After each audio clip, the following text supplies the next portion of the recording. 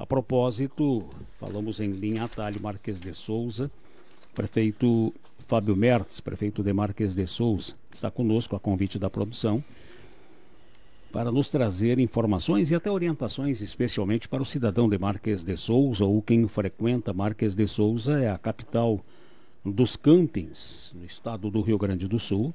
Muitos deles não puderam voltar à normalidade, mas estão na possibilidade que tem, retornando ao atendimento ao público. Pelo menos foi um atendimento parcial durante o período de verão deste ano, mas devem voltar possivelmente já na plenitude no ano que vem ou mais tardar em 2027. Mas tem várias outras situações envolvendo a realidade de Marques de Souza e os municípios de um porte menor orçamentário em razão das catástrofes ocorridas no ano passado. As áreas mais baixas com enchentes, com inundações, e as áreas mais altas com deslizamentos ou áreas que ficaram propícias para desmoronamento e deslizamentos. Fábio, bom dia.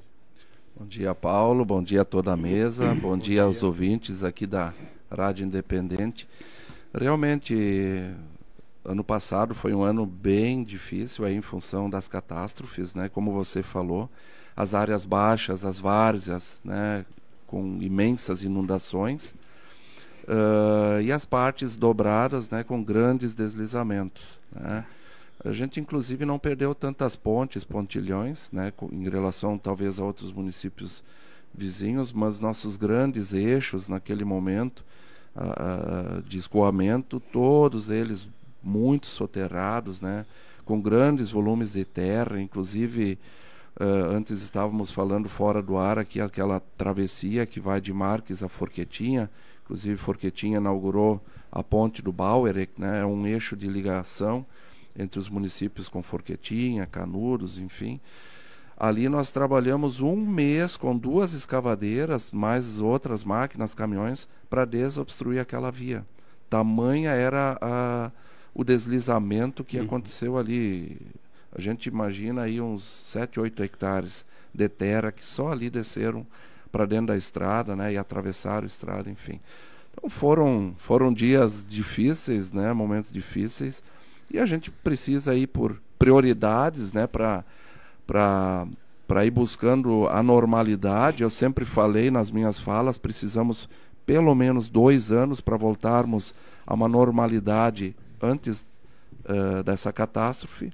E assim a gente foi estruturando o nosso planejamento, junto com toda a equipe, né? A equipe toda entendeu também que deveria ser dessa forma. Então se fez um grande trabalho aí, coletivo, para a gente conseguir voltar, de certa forma, à normalidade. Passou um ano, falta mais um ano, temos muito trabalho ainda, mas inclusive já eu disse ontem numa fala minha, fomos falar com o Dair ontem também, levar alguns projetos, algumas demandas lá, e eu disse para eles que a gente já virou a chave, né? A gente já está trabalhando com investimento agora, né? Muitas obras de recuperação, de reconstrução já se finalizaram, algumas ainda estão em andamento, mas a gente já está trabalhando com investimentos, novas estruturas, infraestruturas, enfim. Isso nos deixa feliz, nos deixa contente aí, e dá um novo ânimo também para a população do município, né? Só para fechar esta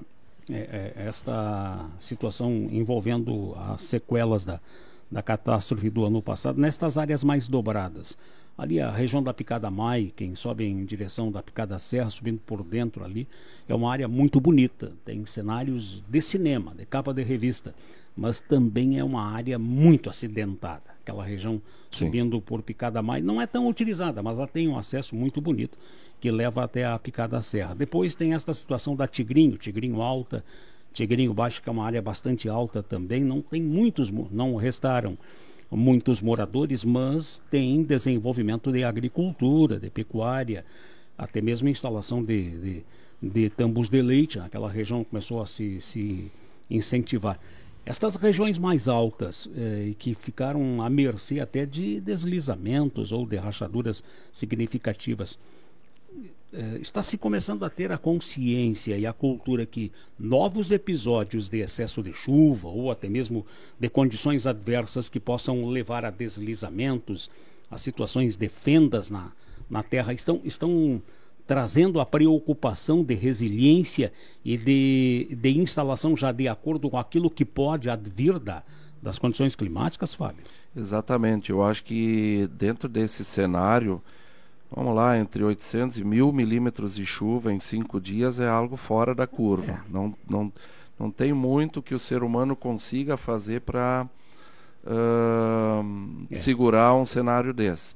Mas a gente pode e precisa ter muita atenção na questão de novas obras, novas construções. Esses dois setores que você falou tem uma grande produção de frango e suínos. São né? temperaturas assim como, mais baixas, né? Isso, assim como os tambos de leite, mas inclusive nós incentivamos com grandes terraplanagens nessas localidades, novos aviários, chiqueirões, graças a Deus pouco afetados, pois a gente teve um cuidado muito grande com essas terraplanagens, acompanhamento da engenharia e tudo mais. Mas os próprios moradores também entendem de que a questão do desmatamento, né? Inclusive o nosso interior, em vez de estar sendo desmatado, ele está muito, a gente observa que ele está muito se recuperando, né? Por conta própria. Por conta própria. É algo louvável por dois motivos também. Nós temos a evasão do interior, né? Os jovens estão vindo mais para a cidade, né? Então as terras acabam sendo abandonadas e ao mesmo tempo também as pessoas se dedicando mais à produção de suínos, de frangos, também não trabalham mais tanto com a produção de grãos. Né? Então acabam as áreas se recuperando.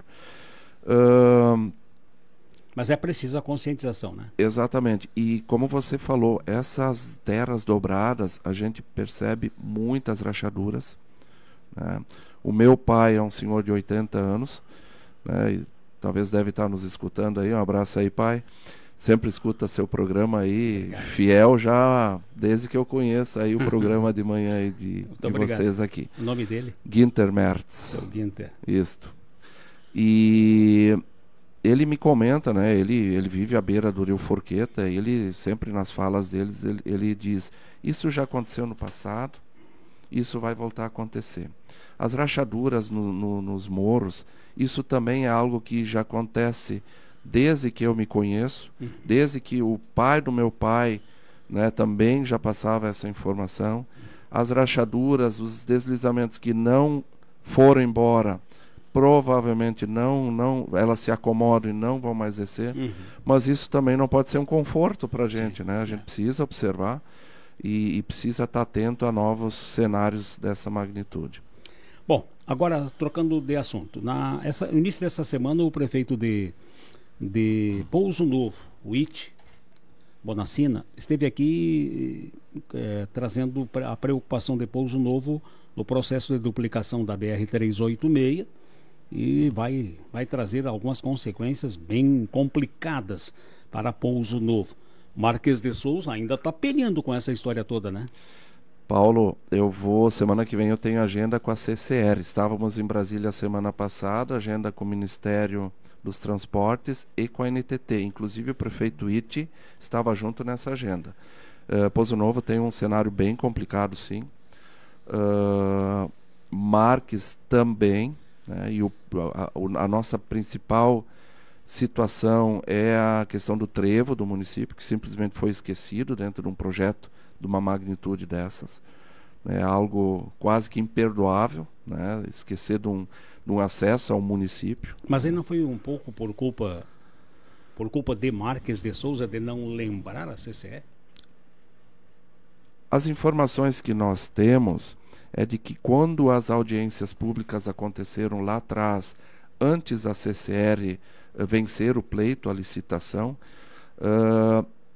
deveria de se ter feito uma cobrança mais forte nas audiências públicas, uma presença mais forte, que seja com a engenharia, o poder público, os empresários, né? E aqui eu acho que a gente não deve direcionar a culpa para ninguém, mas eu imagino que deveria de se ter sido mais presente nas audiências públicas. Depois que o projeto está estruturado, o contrato está assinado, é muito difícil mexer. Olha o que fazer da Vila Nova através do ex-prefeito Sense conseguiu, hein? Aquilo foi um exemplo de pressão. Exatamente. Aquela elevada lá não existe em outro lugar, né? Exatamente. E é o que Marques precisaria ter sido contemplado. Mas vai ser a 36ª reunião com a CCR. Entre CCR, a NTT e Ministério, é a 36ª reunião que eu participo. Eu já estou quase um professor dentro desse cenário. E a gente não vai abrir mão das nossas necessidades. Muita coisa a gente conseguiu. Eu também consigo enxergar que essa duplicação é uma obra gigantesca, é um divisor de águas para o nosso município de Marques de Souza. Para toda a região. Para toda a região, porque logisticamente a gente também é muito beneficiado. Né? A gente tem um slogan muito forte, terra de oportunidades. Em cima disso nós também, durante esse ano, nós vamos trabalhar plano diretor do município para possibilitar novos empreendimentos, novos negócios, se instalar com segurança, com tranquilidade, obviamente nas áreas mais seguras, né? E nós temos esses gargalos, o trevo de acesso, os retornos em níveis, os acessos às propriedades, as manutenções das vias laterais, né, que eles não fazem e não permitem o município fazer.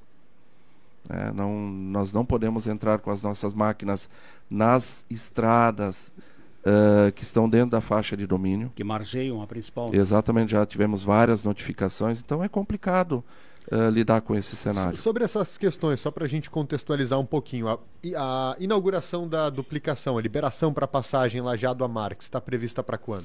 Eles estão dizendo para o segundo semestre, mas isso já foi várias vezes adiado, né? Postergado. Já passou 2 anos, inclusive, do prazo de entrega, né? E o que está previsto nessa região do trevo que não está sendo contemplado? Com bastante pressão, a gente conseguiu algumas melhorias no entorno do trevo, que o nosso trevo ele tem uma característica. Hoje, ou antes da duplicação, já haviam as alças por debaixo das 2 pontes, que ficam entre o trevo de acesso ao município, ou a antiga travessia, que existia do bairro Centro para o bairro Cidade d'Água. Mas você se refere a 2 pontes, incluindo aquela do Forqueta, né? Não, tem a ponte do Arroio Atalho e do Arroio Tigrinho. Isso. Então não é antes de chegar, é depois da entrada. Então. É antes da entrada e depois da entrada. Tá. São pontes que ficam distantes 500 metros uma da outra. E o que os projetistas alegam, né? O pessoal, os engenheiros que projetaram, que ali não haveria espaço para um retorno em nível, ou para uma elevada, ou para um viaduto. Mas o que a gente cobra da CCR? Que pelo menos faça a pavimentação asfáltica, então, desse entorno, dessas vias paralelas que passam por debaixo dessas 2 pontes, onde existe a travessia e o retorno da própria BR. O que eles alegam? Não pode ser feito porque fica em cota de inundação. Mas aí vamos para a Estrela aqui, tem uma alça de acesso sendo construída por baixo da ponte do Rio Taquari, que vai ser pavimentada, que vai ser um retorno. E é uma alça? E é uma alça, e que bom que Estrela conseguiu isso, que bom que tem aquilo lá, porque vai desafogar aquele setor. Mas por que Marques e Souza não pode ser contemplado? E dentro de um contexto de investimento, vamos lá, 3, 4 milhões, eles conseguem fazer isso. A CCR. Mas existe a possibilidade? É a nossa briga, inclusive eles tinham nos garantido de um viaduto, mas aí quando deu a catástrofe ano passado, tanto a NTT como o CCR, nos disseram não, o viaduto não sai mais. É um investimento grande, gigantesco. Eles estão planejando em antecipar uma etapa da duplicação para fazer um retorno em nível mais à frente, em linha Bastos, mas são 2 quilômetros à frente. Isso não nos conforta, isso não nos agrada. E até desloca o eixo da área urbana de Com certeza, com certeza. Se for mais para cima. Com certeza. E a nossa briga é a pavimentação desse entorno do trevo do município. Aí questionamos eles, mas e se o município fizer essa pavimentação? Também não pode, porque está dentro de área alagável e dentro de área de domínio. E aí precisa entrar dentro de todos os critérios DENIT, enfim, então é uma missão quase impossível. Mas teremos essa agenda novamente semana que vem, vai ser uma briga nossa, essa situação aí, fora outras melhorias que a gente precisa cobrar da CCR, dessas situações lindeiras, né? Nós temos perguntas de ouvintes. Pergunte ao prefeito sobre como será o acesso a Tamanduá, junto ao acesso a Progresso. Quando dá enchente, a saída de baixo fecha e a vila fica ilhada. É mais uma situação que a gente vai trabalhar dentro dessa agenda dessa semana, pois esse projeto, eles ainda não finalizaram a estruturação dele, a estruturação da engenharia. É etapa posterior, né? Porque é uma preocupação muito grande de Tamanduá, é bem isso que você falou. A entrada de baixo fecha e o acesso a Progresso, onde também tem um acesso para Tamanduá, nós não temos ainda notícias de como vai ser essa situação. Inclusive foi uma pauta que a gente levou a Brasília para conversar lá com a NTT. Lá também eles querem fazer um retorno em nível mais à frente, perto onde era o antigo pedágio. Mas e quem precisa sair de Tamanduá, como é que faz? Né? Com aquela pedreira toda ali. Então a gente está monitorando, né? Nós temos esses 15 quilômetros dentro de Marques que ainda falta de ser duplicado. A gente está com o olhar também. Temos várias outras situações. Um exemplo, Picada Mai, né? Estávamos agora há pouco falando aqui também com o Renato Souza. Lá também nós temos um grande problema. Os moradores moram todos de um lado da BR e todas as propriedades várias estão do outro lado da BR. Como é que faz para atravessar com as máquinas agrícolas? Porque vai ser obstruído, as margens vão ter obstruções. E não pode circular com máquina agrícola em cima da BR. Então a nossa proposta é um túnel, fazer um túnel e fazer uma via lateral. Então isso tudo a gente vem trabalhando com a CCR e a NTT. Não é fácil, né, porque isso tudo não está dentro do contrato, mas a gente vai... Algum parlamentar, algum deputado lhe auxiliando dessa conversação toda?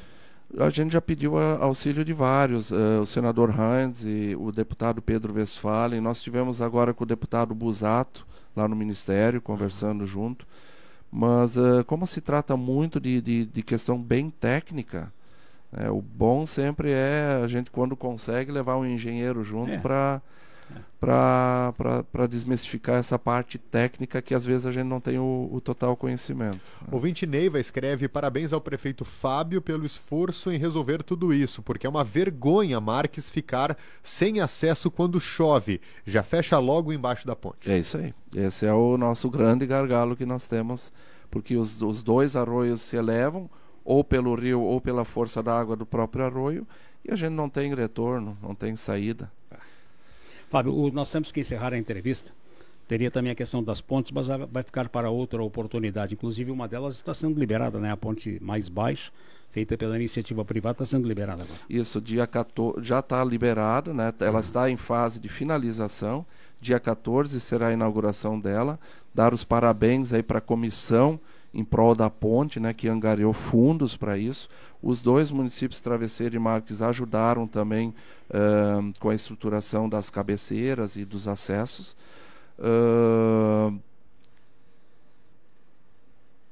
É uma ponte que vai nos ajudar muito, pois a ponte alta... Tem limitação de peso abaixo?